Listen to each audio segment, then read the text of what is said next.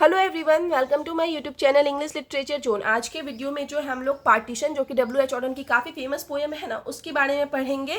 तो वीडियो शुरू करते हैं। वीडियो अगर आप लोग के लिए हेल्पफुल होता है, आपके सिलेबस का है, तो आप लोग वीडियो को लाइक करना, चैनल को सब्सक्राइब करना और कमेंट करके बताना वीडियो आपको कैसा लगा। और वीडियो का PDF चाहिए तो आप टेलीग्राम ज्वाइन कर सकते हो। टेलीग्राम पे 10 to 15 डेज पहले ही हम वीडियो का PDF अपलोड कर चुके थे, मतलब नोट्स का लिंक डाल दिए थे। तो टेलीग्राम पे मोस्टली टॉपिक का PDF आपको पहले मिल जाएगा, वीडियो में थोड़ा टाइम लग जाता है। और वीडियो से रिलेटेड कोई डाउट है तो आप इंस्टाग्राम पे मैसेज कर सकते हो। टेलीग्राम का लिंक और इंस्टाग्राम का लिंक आपको इसी वीडियो के डिस्क्रिप्शन में मिल जाएगा। तो शुरू करते हैं वीडियो हम लोग।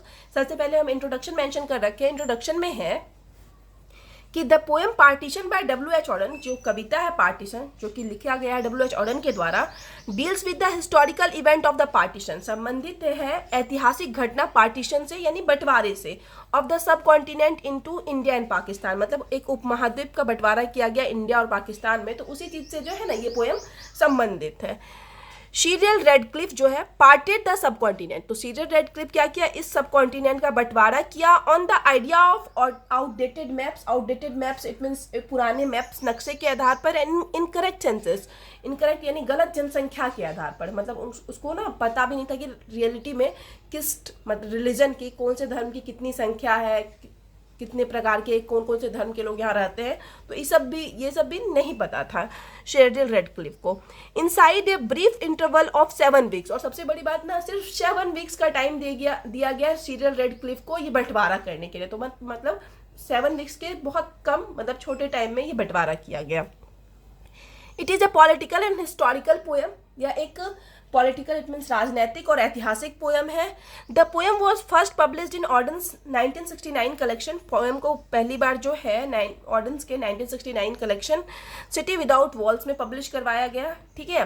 और अगर हम लोग पार्टीशन की बात करें तो पार्टीशन चाहे वो किसी के घर का हो रहा हो, या फिर मतलब बंटवारा किसी के घर का हो रहा हो, या फिर किसी कंट्री का हो रहा हो, तो बहुत कम चांसेस होते हैं कि वह उस कंट्री के लिए, उस घर के लिए अच्छा प्रूव होगा, ठीक है। तो वही पार्टीशन कहीं ना कहीं इस पोएम के थ्रू जो है W.H. ऑर्डन भी ना पार्टीशन की आलोचना करते हैं, उसको क्रिटिसाइज करते हैं, उसको गलत बताते हैं, और उस वजह से क्या क्या प्रॉब्लम हुआ था वो सब कुछ डिस्कस करते हैं। अब हम लोग अबाउट पोइट के बारे में पढ़ लेते हैं। W.H. Auden was an English poet, play, critic and liberalist. Liberalist it means वो हो जाता है कि जो पॉलिटिक्स से भी थोड़ा बहुत रिलेटेड हो, तो वो मतलब पोएट, प्ले राइट, क्रिटिक, आलोचक के साथ साथ लिबरलिस्ट भी थे। Of the 20th century, 20th century के ही exerted a major influence on poetry, और उनका जो है ना पोइट्री इट मीन्स कविता पे काफ़ी ज़्यादा प्रभाव हम लोग को देखने को मिलता है। एज ए पोइट, एक पोइट के रूप में Auden was much influence by the poetry of Thomas Hardy, William Blake and G.M. Hopkins. Auden जो है काफ़ी ज़्यादा प्रभावित थे थॉमस हार्डी के पोएम से, विलियम ब्लैक के पोएम से और G.M. हॉपकिंस के पोएम से।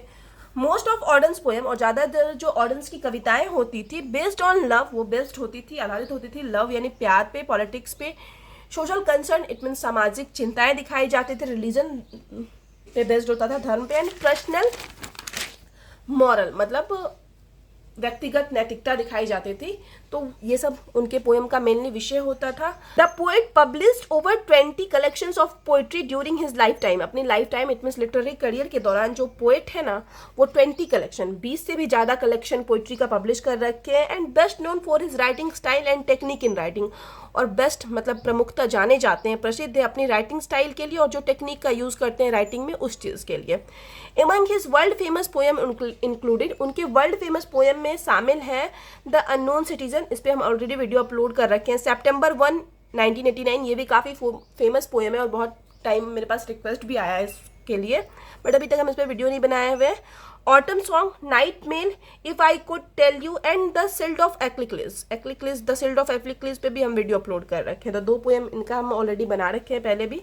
तो इनका सारा पोएम मोस्टली काफ़ी फेमस था और बहुत सारे यूनिवर्सिटीज़ के सिलेबस में भी पढ़ा जाता है इनके पोएम्स को। तो ये सब हो गया। अब आगे है awards and honour which Auden gods as achievements, जो उनको अचीवमेंट्स के रूप में जो अवार्ड मिला इन हिज लाइफ, उनके लाइफ में, जीवन में, आर वो है Bollingen prize, National Book Award and Pulitzer prize. तो ये सारा अवार्ड मिला। अब ये हो गया। अब हम लोग Auden criticises in the poem, मतलब किस चीज़ की आलोचना करते हैं ऑर्डन, या किस चीज़ के बारे में बात करते हैं, या ऑर्डन पार्टीशन पे अपना क्या पॉइंट ऑफ व्यू रखते हैं, वो डिस्कस किए हुए हैं इस वाले सेक्शन में हम। तो ये नॉर्मली 1 पेज के आसपास का है, ठीक है। यहाँ से थीम्स स्टार्ट हो जाता है। The poem partition is a criticism of method of partition. तो पोएम जो कविता पार्टीशन है ना, तो वो क्या है, क्रिटिसिज्म, एक तरह से आलोचना है पार्टीशन के तरीके का, and a criticism of Cyril Radcliffe. और सीरियल रेडक्लिफ जो है, जो पार्टीशन के लिए बुलाया गया था जिनको, तो उनकी भी आलोचना की गई है इस पोएम में। Partition was a job, partition एक काम था, दैट वॉज हीरोइक, जो कि एक हीरोइक था, मतलब वीरता वाला काम था, end of N epic dimension, और एक बड़े मतलब डायमेंशन, बड़े एरिया वाले क्षेत्र का यहाँ पे पार्टीशन करना था। तो ये बड़ा हीरोइक काम था, मतलब वीरता वाला काम था, इसको हर कोई नहीं कर सकता था। और मतलब जब कोई बड़े आयाम पे करना हो, बहुत बड़ा एरिया था इंडिया, तो उसका partition, but it was done away in such haste. लेकिन जो है ना, इस पार्टीशन को किया गया, मतलब इतने बड़े काम को किया गया इन हेस्ट में, मतलब जल्दीबाजी में किया गया, सच ए शॉर्ट टाइम, बहुत कम टाइम लिया गया, विथ सच केयरलेसनेस, मतलब केयरलेसनेस इट मीन्स कहीं ना कहीं केयरलेस होके किया गया इस बंटवारे को, दैट रिजल्टेड इन द कैटेस्ट्रॉफे। और जिस वजह से क्या हुआ ना, कैटेस्ट्रॉफे इट मीन्स बहुत ज़्यादा तबाही हुई, जिसका परिणाम यह हुआ कि बहुत ज़्यादा तबाही हुई, मतलब पार्टीशन को जो है, बंटवारे को बहुत कम टाइम में किया गया, केयरलेसनेस तरीके से किया गया, गलत जनसंख्या के आधार पे या फिर गलत मैप के आधार पे किया गया, तो इस वजह से बहुत ज़्यादा तबाही हुई। दिस एक्ट ऑफ पार्टीशन, और ये जो पार्टीशन का काम था, was done in such a way as to split a piece of log, मतलब इस तरीके से पार्टीशन, दो देश को अलग करना है, मतलब एक देश को काट के दूसरा देश बनाना है, और इस पार्टीशन को ऐसे किया गया जैसे कि पीस ऑफ लॉग, जैसे लकड़ी को काट के अलग करते हैं ना, तो बिल्कुल उस तरीके से इस पार्टीशन को किया गया। अराउंड 12 मिलियन पीपल डिस्प्लेस, मतलब 12 मिलियन से ज़्यादा लोग भी डिस्प्लेस, इट मीन्स अपनी जगह को छोड़ के जाने के लिए मजबूर हो गए। 12 मिलियन को अगर हम नॉर्मली लाख में चेंज करें ना, तो 1 मिलियन में 10 लाख होता है, तो 12 मिलियन में हो जाएगा 120 लाख। तो मतलब 120 लाख लोगों को ना, मतलब अपना जगह छोड़ना पड़ा। And millions where left homeless, और बहुत सारे लोग को ना होमलेस, मतलब उनका घर भी छूट गया इस पार्टीशन के वजह से। The train through which migration was done, और इस जिन ट्रेनों के जरिए माइग्रेशन किया जा रहा था, मतलब लोग एक जगह से छोड़ के दूसरी जगह जा रहे थे, वे आर शो फुल, वो बहुत ज़्यादा भरा हुआ था, and there was hardly space to breathe in it, और उसमें सांस लेने तक की भी जगह नहीं थी, मतलब इतना ज़्यादा ट्रेन भरा हुआ था, बहुत भयावह स्थिति थी पार्टीशन के time. Over 1 million where killed on both sides of the border, और बॉर्डर के दोनों साइड्स, चाहे पाकिस्तान की बात की जाए या इंडिया की बात की जाए, दोनों साइड्स ना मिलियंस लोग, मतलब लाखों लोग मारे गए, मतलब मिलियंस इट मीन्स तो 10 लाख तो हो ही गया, 10 लाखों लोग मारे गए। अब आगे है, शीटर Radcliffe arrive in India on July 8, 1947। तो जुलाई 8, 1947 को शीटर रेडक्लिफ जो है इंडिया पहुंचता है। He has never seen the sub continent before, और इससे बड़ी बात यही ना कि शीटर रेडक्लिफ एक तो पहुंचा बंटवारे के लिए, और इससे पहले वो इस सब कॉन्टिनेंट के बारे में, इस उपमहाद्वीप के बारे में कुछ जानता भी नहीं था।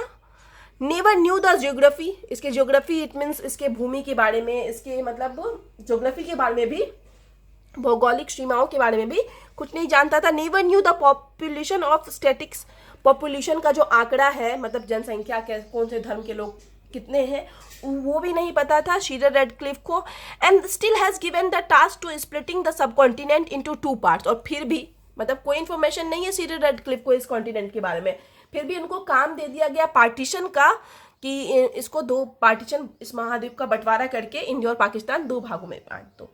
This was an epic dimension task, या मतलब एक बहुत बड़े आयाम का टास्क था, but it was done in such haste, लेकिन इसको क्या किया गया, बहुत जल्दबाजी में किया गया, एंड केयरलेसनेस में किया गया, that is resulted in A monumental tragedy, और जिसका परिणाम यह हुआ कि मतलब जल्दबाजी और केयरलेसनेस तरीके से करने का परिणाम यह हुआ कि इसमें ना हम लोग को मॉन्यूमेंटल मतलब चीर अस्मरणीय हो जाता है, ट्रेजेडी तो मतलब चीर स्मरणीय, मतलब बहुत टाइम तक इस पार्टीशन वाले घटना को याद किया रखा जाएगा।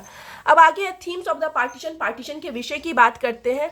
The violence and hubris of British colonialism, कहीं ना कहीं इसमें हिंसा दिखाई गई है, और ह्यूब्रिस इट मीन्स हम लोग बोल सकते हैं अभिमान, घमंड, एग्रेशन दिखाया गया है अंग्रेजों का। पार्टीशन, और बीच में हम और भी लिख रखे हैं, और partition are the main themes of the poem, इस पोएम का मेन थीम्स यही है कि अंग्रेजों की हिंसा और ह्यूब्रिस दिखाई गई है, और पार्टीशन बंटवारा जो है इस पोएम का मेन थीम है। शीटर रेडक्लिफ डिसीजन, शीटर रेडक्लिफ का जो डिसीजन था, रिजल्टेड इन मास माइग्रेशन, उसका परिणाम यह हुआ कि मास माइग्रेशन, बड़े पैमाने पे माइग्रेशन किया गया। माइग्रेशन होता है ना बर्ड्स में, जब बर्ड्स अपने घर को छोड़ के कहीं और जाते हैं, तो वही माइग्रेशन किया गया। And wide spread violence it means चारों तरफ हिंसा फैला हुआ था इसके रिजल्ट पर स्वरूप पार्टीशन के। काउंटलेस हिंदूज मतलब ढेर सारे Hindu Muslim Sikhs were forced to seek safety in religious majority, सबको मतलब फोर्स किया गया इस चीज़ के लिए कि सेफ्टी के लिए उन लोगों को ना रिलीजियस मेजोरिटी मतलब जहाँ जिस धर्म के लोग ज़्यादा है ना उसी एरिया में रहना होगा, क्योंकि ये सेफ्टी के लिए इंपॉर्टेंट था। On the other sides of new boundaries, की न्यू बाउंड्रीज जो बनाया गया है तो अपनी सेफ्टी के लिए ये ज़रूरी है कि लोग उधर ही रहें जहाँ पे उनके धर्म के लोग ज़्यादातर रहते हैं। मतलब हिंदू के लिए नॉर्मली बताया गया कि सेफ रहना है तो इंडिया आ जाओ, और मुसलमानों के लिए नॉर्मली सेफ रहना है तो पाकिस्तान, क्योंकि मतलब कम जहाँ जनसंख्या होगी तो फिर शोषण होगा, ये वो रिलीजन के आधार पे लोग बट गए थे। विद दिस कॉन्टेक्स्ट, इस संदर्भ में द पोएम हाईलाइट्स, जो कविता है वो हाईलाइट करती है the devastating effect of British colonialism. तो ब्रिटिश का जो शासन था अंग्रेजों का, तो उस शासन का जो एक भयावह इफेक्ट रहा उसको भी ये पोएम जो है कविता है हाईलाइट करती है। ठीक है, तो यहाँ पे ये थीम्स खत्म हो गए। अब आगे है analysis of the poem. The poem start with the line that Radcliffe was unbiased when he arrived in India. तो पोएम जो है इस लाइन के साथ शुरू होती है कि जब रेडक्लिफ इंडिया पहुंचा था ना तो वो बिल्कुल अनबायस्ड था, किसी के पक्ष में नहीं था। Radcliffe was unaware of India's culture tradition and communal tension, कि इंडिया में जो कम्युनल टेंशन या फिर इंडिया का जो कल्चर था, ट्रेडिशन था, या फिर जो धर्म के आधार पर टेंशन चल रहा था प्रिवलेंट इन इंडिया में था उस टाइम, इन सबसे ना बिल्कुल अनभिज्ञ था रेडक्लिफ। मतलब रेडक्लिफ को इन सब चीज़ के बारे में पता नहीं था। Radcliffe is a person who had never come to India. Radcliffe एक ऐसा आदमी था जो कि पहले कभी इंडिया आया ही नहीं था। And now he is called for partition, और उसको अब जो बुलाया गया वो पार्टीशन के लिए बुलाया गया है। He was a complete stranger, वो बिल्कुल पूरी तरह से स्ट्रेंजर अजनबी था। Auden says that partition was among people who were fanatically different, कि ऑर्डन कहते हैं कि पार्टीशन जो है उन लोगों के बीच थी जो कि बिल्कुल एक दूसरे से अलग हो, मतलब पूरी तरह से एक दूसरे से अलग हो। They had a different diet, जिनका कि डाइट अलग हो, एंड डिफरेंट गॉड, जिनके भगवान भी अलग हो। Radcliffe was told in London, Radcliffe को ये लंदन में ही कह दिया गया था that we have no time left, कि अब उन लोगों के पास टाइम नहीं है फॉर म्यूचुअल रिकन्सिलिएशन, मतलब म्यूचुअल रिकन्सिलिएशन इट मीन्स हम लोग बोल सकते हैं आपसी मतलब बात करके मेल मिलाप करने का टाइम नहीं है। एंड रैशनल डिबेट यानी बात करके कोई युक्ति निकालने का भी टाइम नहीं है। And that this line will be note draw, मतलब ये लाइन नहीं ड्रॉ किया जाए, नहीं खींचा जाए, तो इस चीज़ के लिए बात करने का या इस पे कोई युक्ति निकालने का इन सब चीज़ का टाइम नहीं है। The decision had already been taken, no decision जो था वो ऑलरेडी ले लिया गया था। You are being called to fulfil the formalities, और उसको मतलब रेडक्लिफ को ये कंफर्म कर दिया गया था कि उसको जो बुलाया गया है सिर्फ फॉर्मेलिटीज के लिए बुलाया गया, डिसीजन ले लिया गया है कि बंटवारा इट मीन्स पार्टीशन तो होना ही है। Two sides can't come together, दोनों साइड्स जो थे वो अब एक साथ नहीं आ सकते थे। The solution lies in their separation only, और जो सॉल्यूशन था इस चीज़ का जो हल निकाला जा सकता था वो था कि इन दोनों को सेपरेट कर दिया जाए, अलग कर दिया जाए, इट मीन्स बंटवारा कर दिया जाए। It means that in Radcliffe's mind, इसका अर्थ होता है कि रेडक्लिफ्स के दिमाग में, माइंड में, इट वॉज ऑलरेडी सेटल्ड, कि ये जो सेटल था, कंफर्म था, that there is no chance left for stopping this partition, की पार्टीशन को, इस बंटवारे को रोकने का कोई चांस, कोई मौका है ही नहीं। ये चीज रेडक्लिफ के माइंड में ऑलरेडी क्लियर था। अब आगे है ऑर्डन मेंशन आगे लिखते हैं कि letter which was written by Lord Mountbatten to Radcliffe, की लेटर जो लिखा गया लॉर्ड माउंटबेटन के द्वारा रेडक्लिफ को, in the letter evidence can be seen that, उस लेटर में हम लोग एविडेंस देख सकते हैं कि Mountbatten doesn't want to see Radcliffe, Mountbatten जो है रेडक्लिफ को देखना नहीं पसंद करते थे। Even he had given authority to Radcliffe to divide and draw the line himself, फिर भी वो रेडक्लिफ को क्या किया, अथॉरिटी दिए, पावर दिए कि वो आए, लाइन ड्रॉ करे, और इट मीन्स हम लोग बोल सकते हैं बंटवारा करे। For the help they provide recommendation to sir Radcliffe, ये लोग रेडक्लिफ को मतलब कुछ सुझाव भी देते हैं हेल्प के लिए। एंड 2 हिंदू जजेस, और 2 हिंदू जज, एंड 2 मुस्लिम जजेस to seek advice were given to him, मतलब 2 हिंदू जज और 2 मुस्लिम जज का व्यवस्था कर दिया गया था रेडक्लिफ के लिए कि ये लोग ना उनको मतलब एडवाइस देंगे कुछ भी अगर रेडक्लिफ को जानना हुआ तो।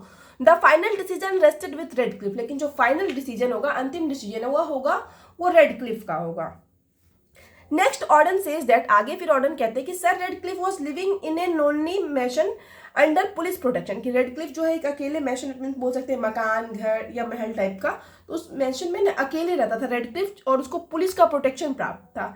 बिकॉज क्योंकि द पुलिस वेयर स्केयर्ड, क्योंकि पुलिस को भी कहीं ना कहीं डर था, that Orthodox people of any sides can attack him, कि ऑर्थोडॉक्स पीपल जो होते हैं, बहुत कट्टर टाइप के, रूढ़िवादी टाइप के लोग जो होते हैं, वो किसी भी साइड के हों उस पर अटैक कर सकते हैं और एसिनिएट हिम, और उसका एसिनिएट इट मीन्स बोल सकते हैं हम लोग हत्या कर सकते हैं। He got down to work, अब वो काम पे लग चुका था, and task was to setting the destiny of millions, और जो उसका काम था वो था कि वो मिलियंस इट मीन्स लाखों लोगों की डेस्टिनी, भाग्य निर्धारित करेगा, of people living on both side, जो कि दोनों साइड रह रहे थे, just by tracing a single line on land, बस लैंड पे एक सिंगल लाइन ड्रॉ करके वो लाखों लोगों की किस्मत, डेस्टिनी निर्धारित करने वाला था। तो इस काम पे जो है रेडक्लिफ लग गया था। People had to leave their source of income, लोगों को क्या करना पड़ा, अपना इनकम का सोर्स लिव इट मीन छोड़ना पड़ा, स्कूल छोड़ना पड़ा, हाउसेस छोड़ना पड़ा, except they were out of their land and their state, अगर वो लोग मतलब जो लाइन खींचा गया था ना, तो उस लाइन के अगर मतलब बाहर आते थे रेडक्लिफ के अकॉर्डिंग, तो क्या करना पड़ता था, उन लोगों को अपना सब कुछ छोड़ना पड़ता था अकॉर्डिंग टू द पार्टीशन के अकॉर्डिंग, ठीक है। कुछ लोगों को अपना घर छोड़ना पड़ा, इनकम सोर्स, हाउसेज, सब कुछ, स्कूल्स तक छोड़ना पड़ा। Auden criticizes the way partition was done, Auden जो है जिस तरीके से पार्टीशन बंटवारा किया गया उसको भी मतलब बहुत ज़्यादा क्रिटिसाइज करते हैं, उसकी भी बहुत ज़्यादा आलोचना करते हैं, बिकॉज क्योंकि the maps we are given to sir Radcliffe, की जो मैप भी दिया गया था नक्शा रेडक्लिफ को, वेयर आउट ऑफ डेट, वो मतलब काफी पुराने थे, and even the census was also incorrect, census it means जो जनसंख्या बताई गई थी रेडक्लिफ को वो भी गलत था, मतलब एक धर्म के आधार पर जनसंख्या बताया गया था ना, तो वो भी बिल्कुल गलत था। एंड ड्यू टू दिस, और इसी वजह से ही फेस्ड मैनी डिफिकल्टीज, की रेडक्लिफ को भी बहुत सारी कठिनाइयों का सामना करना पड़ा। बट ऑर्डन मेंशन दैट, लेकिन ऑर्डन कहते हैं कि there was no time to verify and examine maps for the census, लेकिन ये अब इतना टाइम भी नहीं था कि जांच करवाया जा सके मैप्स का या फिर जनसंख्या का पता लगाया जा सके, इन सब चीज़ के लिए अब टाइम भी नहीं है। Radcliffe was setting the faith of millions of people, Radcliffe जो है ढेर सारे जो लोग हैं उनका फेथ डिसाइड कर रहा है, उनका आगे का लाइफ डिसाइड कर रहा है विथ इनकरेक्ट डिफॉल्टेड पेपर्स, और किससे डिसाइड कर रहा है, एक गलत डिफॉल्टेड पेपर के साथ, मतलब एक सही पेपर भी नहीं है लाखों लोगों का किस्मत निर्धारित, डेस्टिनी निर्धारित करने के लिए रेडक्लिफ के पास। यहाँ पे हम साइड में ना 5 लिख रखे हैं, इट मीन्स यहाँ से 5 स्टैंजा, 5th स्टैंजा शुरू होता है, 4th, 3rd, 2, 1 सारा लिख रखे हैं, जहाँ से जो जो स्टैंजा के बारे में डिस्कस किए हुए वो लिख रखे हैं, ठीक है। तो यहाँ पे 5th स्टैंजा यहाँ से शुरू होता है, इसके बाद 6 स्टैंजा की टोटल ये पोएम है, तो इसके बाद 6th स्टैंजा को पढ़ेंगे। In the month of June and July, June और जुलाई के महीने में India's weather is very hot, India का जो मौसम होता है वो काफ़ी गर्म होता है। So Auden talks about the climate, इसलिए जो ऑर्डन है अब आप आगे क्लाइमेट जलवायु के बारे में बात करते हैं of Indian subcontinent, Indian उपमहाद्वीप के। ड्यू टू हॉट क्लाइमेट, इस हॉट क्लाइमेट की वजह से a bout of dysentery kept him constantly in the toilet, kept him का यहाँ पे अर्थ हो जाता है ना रेडक्लिफ की बात की जा रही है कि इस गर्मी के मौसम की वजह से जो है ना डायसेंट्री इट मीन्स हो सकता है पेचिस की बीमारी, डायरिया की बीमारी होती है, तो इस वजह से जो है रेडक्लिफ कंटिन्यू टॉयलेट में था। As Radcliffe came from England, क्योंकि रेडक्लिफ जो है वो इंग्लैंड से आता है, it was difficult for him to adjust in India's climate, तो उसके लिए इंडिया के क्लाइमेट में एडजस्ट करना भी मुश्किल था। इट मीन्स जिस टाइम जो है इतना बड़ा काम कर रहा था, पार्टीशन का काम कर रहा था रेडक्लिफ, उस टाइम उसकी तबीयत भी ठीक नहीं थी। But he has given a certain time of 5 to 7 weeks, लेकिन उसको जो है 5 से 7 वीक्स का एक निश्चित टाइम दे दिया गया, इन विच जिसमें कि the frontiers were to be decided, जिसमें कि फ्रंटियर्स इट मीन सरहद जो है वो निर्धारित करना था, and India was to be divided for good और समथिंग बैड टू कम, और ये भी तय करना था कि जो इंडिया का डिवाइड किया जा रहा है इंडिया को, वो कुछ अच्छे के लिए किया जा रहा है या कुछ बुरा आने वाला है। इट मीन्स दैट यहाँ पे इसका अर्थ होता है कि Radcliffe was facing some health issue, कि रेडक्लिफ कुछ हेल्थ इशू भी फेस कर रहा था, and in spite of that, और इन सब के बावजूद he was told to finish that work, उसको मतलब ये कहा गया है कि वो इस काम को जल्दी से जल्दी करे, पार्टीशन वाले काम को जल्दी से जल्दी करे, जबकि उसका हेल्थ भी काफ़ी प्रभावित था इंडिया में आने के बाद। अब आगे है आखिरी स्टांजा, 6th स्टांजा के बारे में पढ़ेंगे। In the last stanza Auden depicts that, आगे ऑर्डन कहते हैं कि Radcliffe goes back to England, कि रेडक्लिफ जो है पार्टीशन किया और वापस इंग्लैंड चला गया, and like any other lawyer he forgets, मतलब बाकी जो वकील होते हैं उन सब की तरह ही वह भी भूल गया व्हाट ही हैज़ डन, जो भी वह किया था इन इंडिया में, and he moves on in his life, और अपनी लाइफ में भी वह आगे बढ़ गया। He said in A club, उसने क्लब में कहा एंड टोल्ड हिज फ्रेंड्स, और अपने फ्रेंड्स को बताया that he will never visit India, कि वो अब इंडिया कभी वापस विजिट करने नहीं जाएंगे, बिकॉज क्योंकि ही इज अफ्रेड दैट, क्योंकि उनको डर है कि he might be suit bye anyone, कि उनको सूट कर दिया जाएगा किसी न किसी के द्वारा अगर वो इंडिया जाते हैं तो। अब यहाँ पे जो है खत्म हो जाता है पोएम। आगे हम लोग कंक्लूजन देखेंगे, निष्कर्ष। दस इस प्रकार Auden used very simple and direct language in the poem. Poem में जो है ऑर्डन काफी सिंपल और डायरेक्ट लैंग्वेज का यूज करते हैं पार्टीशन में, विच इज ऑल अबाउट, जो कि इसके बारे में है पूरी तरह से कि हाउ, कि कैसे unjust the partition of India, कि कैसे अन्यायपूर्ण था इंडिया का पार्टीशन, ठीक है, इंडिया का बंटवारा। तो ये यहाँ से हम लिख रखे हैं, ऊपर लिख रखे थे लेकिन इसको हम कट कर रखे हैं, तो आप यहाँ से देखना कि इंडिया का जो बंटवारा किया गया वो कितना अन्यायपूर्ण था, कितना गलत था। Was an unknown person was called, कि कैसे एक अननोन पर्सन को बुलाया गया, एंड अननोन लैंड, और एक अननोन लैंड बुलाया गया टू ड्रॉ ए लाइन, एक लाइन खींचने के लिए। That will decide the fate of millions of people, जो कि डिसाइड करेगा, मिलियन ऑफ पीपल मतलब लाखों लोगों का फेट डिसाइड करेगा, भाग्य डिसाइड करेगा, with the help of outdated information, एक आउटडेटेड इन्फॉर्मेशन के साथ, मतलब सही इन्फॉर्मेशन भी नहीं है रेडक्लिफ के पास, एंड प्रेशर ऑन हिम, और उसके ऊपर अलग प्रेशर बना हुआ है कि उसको जल्दी जल्दी ये काम करना है। तो इन सब के साथ कैसे एक अननोन इंसान पार्टीशन करेगा, इस चीज पे जो है ये पोएम बेस्ड है। दिस डिवाइडिंग लाइन, और ये जो डिवाइडिंग लाइन था बंटवारे के टाइम जो लाइन डाला गया, uprooted many people from their house, वो क्या किया, अपरूटेड इट मीन्स बहुत सारे लोगों को उनके घर से अलग कर दिया, निकाल दिया गया इस time, and decided their fate and death, और उनका भाग्य और डेथ, मृत्यु निर्धारित कर दी गई बस उस पार्टीशन के लाइन की वजह से, ठीक है। तो यहाँ पे जो है ये वीडियो खत्म होता है। वीडियो अगर आपको अच्छा लगा, आपके लिए हेल्पफुल है, तो आप लोग वीडियो को लाइक करना, चैनल को सब्सक्राइब करना और कमेंट करके बताना वीडियो को कैसा लगा। मिलते हैं नेक्स्ट वीडियो में नेक्स्ट टॉपिक के साथ।